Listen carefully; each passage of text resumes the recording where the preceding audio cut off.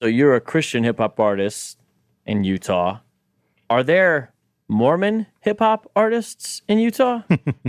There are, and as I recently discovered, there are some that are even kind of delving into doctrine and theology inside of their raps. Most of the Mormon stuff that I've ever heard has been more of a positive lifestyle, do good things with your life, have a great attitude, go out there and be somebody kind of hip-hop. But we're seeing more, I mean, as we, the video we discussed on the phone the other day, there's an overall context of now actually trying to reach out and reach the culture with the music, teaching the Mormon doctrines and the Mormon story through hip-hop. So we played a clip from an example of that actually on last week's show by James the Mormon, and we talked about the first vision. Can you say a little bit something about that song and maybe even the video that goes along with it? Well, I want to start off just by, first and foremost, start with the compliment, and then I'll get to my criticism of it. First, the compliment. The guy can flow. I mean, he's definitely talented. I was able to kind of find some of his other stuff. A lot of his other stuff not necessarily focused on Mormon doctrine. It's more kind of secular hip hop. That song almost converted Ramon to Mormonism. No! He was like, he heard it and he was like, "Dude, I'm about to become the 11th Black Mormon right here." Well, this. Wow, that's wrong. I will say this though. I mean, this is another show, but it does you think of how you influence the culture. I mean, I was sitting there like, man, this is good. Oh, wait a second. I mean, I wasn't even thinking about where the guy is coming from. So that does matter. Good art does matter. So tell us some more about it.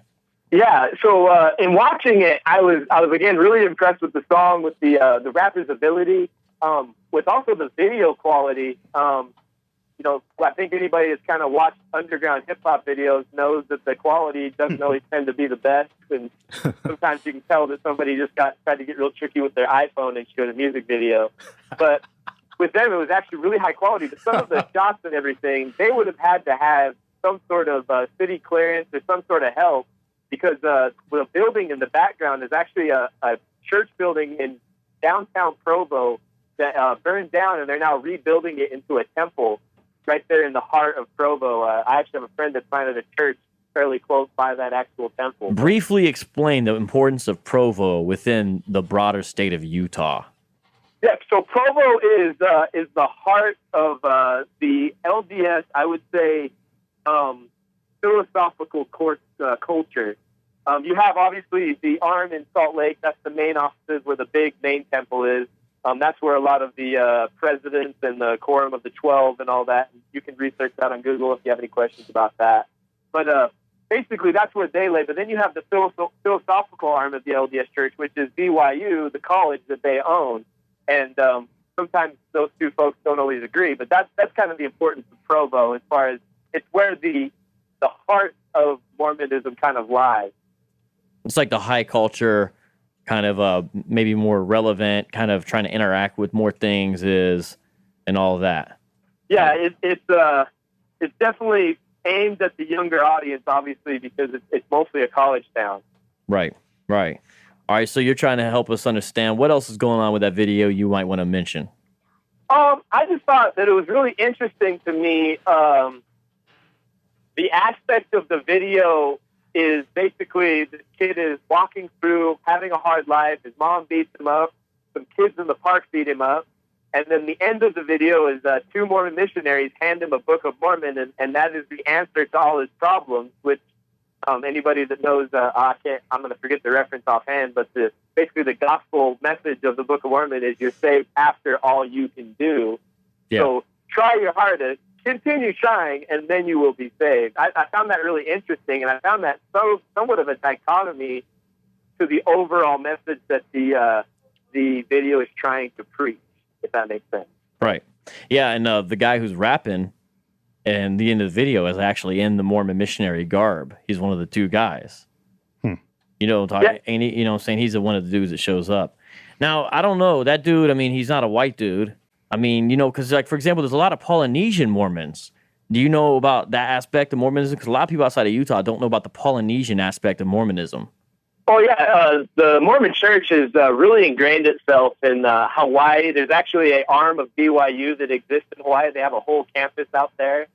And it's very much, if anyone understands Polynesian culture, they're a very tightly woven culture. It's actually one of my Tongan friends, which is a kind of a arm of Polynesian culture. One of my Tongan friends has told me that if he were to get married and not live with his in-laws, it would be an insult to them. So you see kind of the tight cultural boundaries that they have. So yeah, that's kind of the Polynesian culture. I love Tongan and Samoan people. I mean, to really generalize and probably over stereotype, but I really love all of my friends that I've met that are from the Polynesian culture. They just have such a great family value. Yeah, but you're right, Chris. I have a friend though. He got married in that culture, and he was like, your standard white dude, and he didn't understand really what he was getting into. And he's like, I don't understand. It's like I married a whole family, and they're always over, and I don't. He doesn't quite know. I think he's adjusted finally, but it was kind of funny, especially when he was first married. But go ahead. Oh yeah, I was just gonna finish out by saying they've very much kept a lot of their original culture and then kind of woven that into a LDS format, but. I would say that, at least in my experience, they still are treated differently. They'll actually segment the wards. I had a friend that moved down here from Vegas, and he was really excited because he was going to an all Samoan LDS ward, and that was like his main reason for coming here. Well, that and his son was going to play for BYU, but one of the main things that had him excited when he moved out here was the fact that he was going to be able to go to this all Samoan ward and be able to interact with that. And I thought that was really interesting. Obviously there's the debate about segmenting the Christian church too, but that's another show, I'm sure. Because the interesting question, I think, for whether you're black or white is what is attractive to particularly to African Americans about Mormonism when in fact their racism is pretty well documented. Well, let's let Chris get to that. But before we do that, I want to introduce something that I've never heard of until actually we talked to Aaron Shafawaloff when we asked him. And he told us about something, Chris, called the Genesis Group of the Church of Jesus Christ of Latter-day Saints. It's actually basically black Mormons. And on the front page, I went on the website, ldsgenesisgroup.org, 2014, Light and Knowledge. In June, we will celebrate 36 years since the 1978 revelation that put an end to the priesthood ban. There are many opinions in why there was a ban, most of them wrong. Fortunately, there is light. Click below for more light and knowledge. Because sometimes people get confused about Mormonism and all this, their relationship to black Americans. Yeah, there's racism, but Mormonism didn't teach that like black people didn't have souls officially. It wasn't that type of thing. What it really was is because of their pre-existent siding or neutrality with Lucifer and the rebellion that took place in the pre-existent state, that black folks were then cursed with a darker skin, and they were not allowed to become priests when they became Mormons. So they were banned from that leadership position because of that. Then in 1978, there was revelation that lifted that. So that's an example. There's definitely racism. There's more racism, but it's... here's the question. I don't know. The revelation of 78 wasn't substantive with regard to undoing those original reasons. It was political, wasn't it? Basically, I mean, because they were building some temples in Brazil. Yeah. So how is that satisfactory to an African American? I don't know, but in Brazil, you can't tell who's who and who's what. So if you have African ancestry and you're trying to eliminate Africans from being, priests, you can't really do it in a place like Brazil. And then political pressure, and so eventually they lifted the ban. Well, okay, it's politics. Yeah. It's anything to do, but the original reason for the ban, which was theological, I guess we'd say. Right. Well, I was just going to say. So, are they saying then? Black people could be Mormons, you're just going to be priests before 1978. Yeah, they could not. So, Chris, what do you want to say about? I mean, when I go in Deseret Books, I see a little tiny R&B section with a couple black dudes on the cover. I've seen a couple books coming out about some black Mormons. So, it's a little bit here and there. But tell us about. We're talking about minorities and Mormonism and hip hop and all this stuff. What about black folks and Mormonism? Like, how many black Mormons for example? You ever talk to these guys? Go ahead. No, yeah, I want to hear what you got to say. Growing up, I moved probably about my high school years. I moved actually out of the main area of Salt Lake and into a more suburb area, like kind of more rural area of Utah. And there was one black kid at my school And I mean, if you asked him, he probably would have said he was LDS, but I mean, I don't think that he was a practicing LDS person. But I feel like many of the times when I've had this conversation with my LDS friends, it goes to, well, what about the Christian church in the South? And, they were teaching from the Bible that, they were trying to justify slavery using the Bible. I mean, they did very many of the same things. And the conclusion I've come to on that is the main difference is they're not saying I would never say they were an inerrant prophet and that their words were the words of God. I mean, when these things were enacted upon the black people in the Mormon church, I mean, when these decisions were made at the very beginnings of the church, they were made in the idea that this is God's will, that they are marked by Cain. That is, I mean, there is actually scripture that would say that, the Mormon scripture that would say that. Actually, even in Payson, one of my friends snapped a photo of a missionary who was being sent out to Congo. This is within the last 5 years. And they actually quoted the Mark of Cain verse, basically snapped a photo of his plaque, and it had that on it, and he was going to the Congo. So that's very much still a part of the culture, even if in the more upfront sense, they're trying to make it seem more culturally diverse, I guess is what I would say. Does that answer your question? Sorry, I kind of took a long way to answer that question. Well, yeah, I mean, I guess that is the only answer. It's puzzling to me how they can sort of sidestep that and then embrace the doctrine of Mormonism. But interesting. Maybe Ramon's having second thoughts now about everything. Wow. So, I mean, how does like hip hop culture, because that's like traditionally people don't picture Mormons up in there. I mean, do you think it relates, Chris, like to the larger like kind of mainstreaming of Mormonism, or like what's your thought when you hear Mormon rappers? I would be interested to know, when back in the days when there used to be CDs before iTunes, I'd be interested to know all the distribution companies, how many sales of edited CDs they sold in Utah during those time periods. Because I know as far as my experience, I had many friends, all devout LDS, but they all loved hip-hop. They loved rap, and they'd usually get the edited version. You'd be driving in the car singing the song, and then, when the bad word comes up, you jump out on that bad word and then jump right back in, keep singing the song. So it's kind of, it's within the culture for sure. As far as back in my battle rap days, I battled plenty of dudes that I knew who, in their everyday walk, they were fairly devout, following the teachings of their church. But you battled Mormon rappers? Yeah, but then you get them in a battle, and I mean, I can't say anything because back in those days, I wasn't very righteous with my words either. But the righteousness of the words kind of got left behind when it was time to go for the battle. So.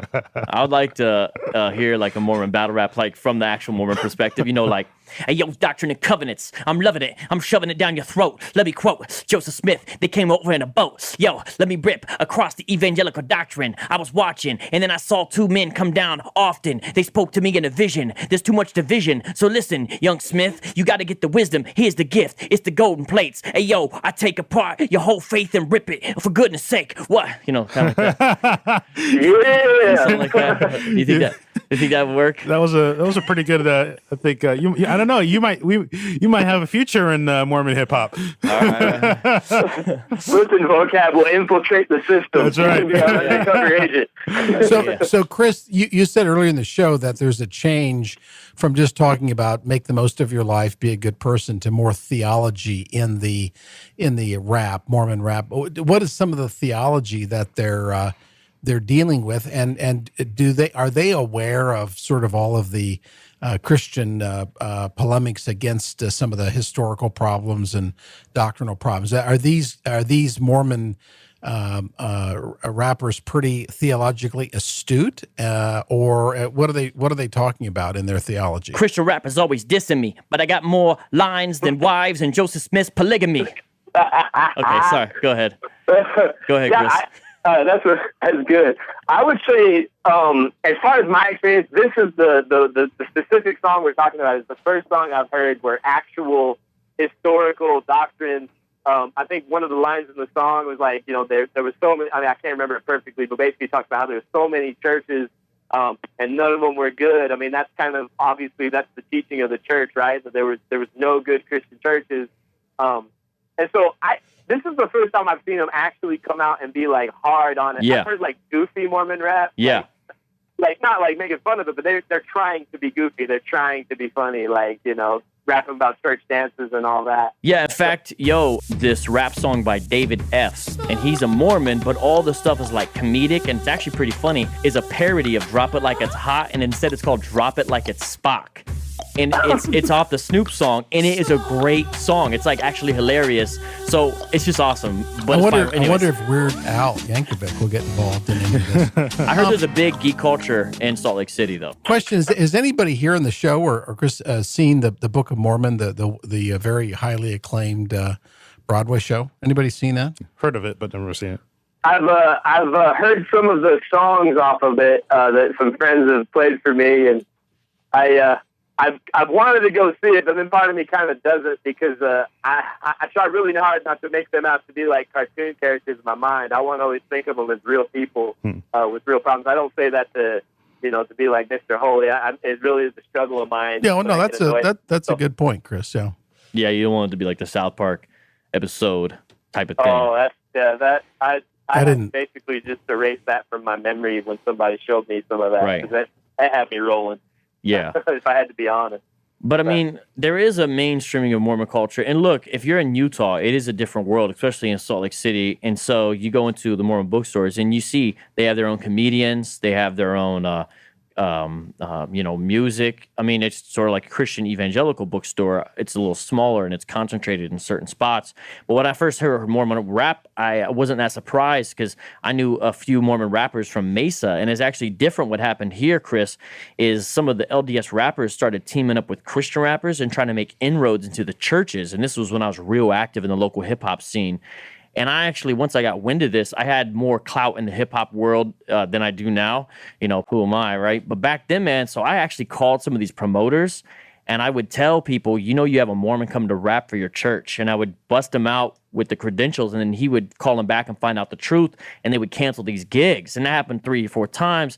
And the Christian rappers that were working with the Mormon rappers got heated at me. It created a big beef in Phoenix for a while. The beef even blew up on the Sphere of Hip Hop message board. It's a long story. Big got pretty crazy. Now, I've since reconciled with the Mormon guy himself because we were friends before. I said, look, I'm still your friend, my man, but I can't let you do this. Going in there, he's like, well, it's not like I'm preaching Joseph Smith. I was like, but bro, you're coming in and other guys are like gospel and you're a Mormon. And I can't expose our youth to that. The Christian rappers are shady enough as it is. We're not going to make it worse, Exactly. But the Christian rappers were more upset with you than the Mormon rapper, or as upset. Yeah, definitely. But so for real.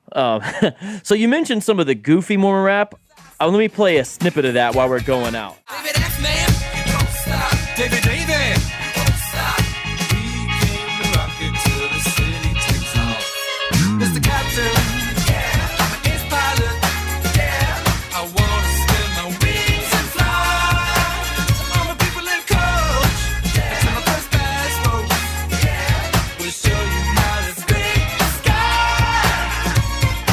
That's called Scrape the Sky, Can't Stop, Won't Stop. I guess they're like a really big hit in the Salt Lake area with like Mormon youth, especially the college kids. I guess they're really large out there. I don't know. You ever heard of them, Chris? I have not, and I that might be my own fault of just being too busy and not keeping my ear to the street. But. So they are that goofy Mormon rap, but they're probably one of the better ones out there that I've heard. Chris, thanks for being with us. Good show. Very interesting topic. I can't quite wrap my head around it. No, thanks, Chris, for coming on. Hey. Thank you guys for having me. Blessed. Thank you, man. And check out CDZ the Messenger and David Elijah. You guys are on YouTube, and you got a video called Forward, correct? It's also on iTunes and Amazon. All right. Hey, thanks, man. Thanks for joining us. I'm going to play a little reconstructed remix that you and David did so people can get a flavor of some of your other music. This is The Outsiders reconstruction. There's David singing. Check it out, y'all.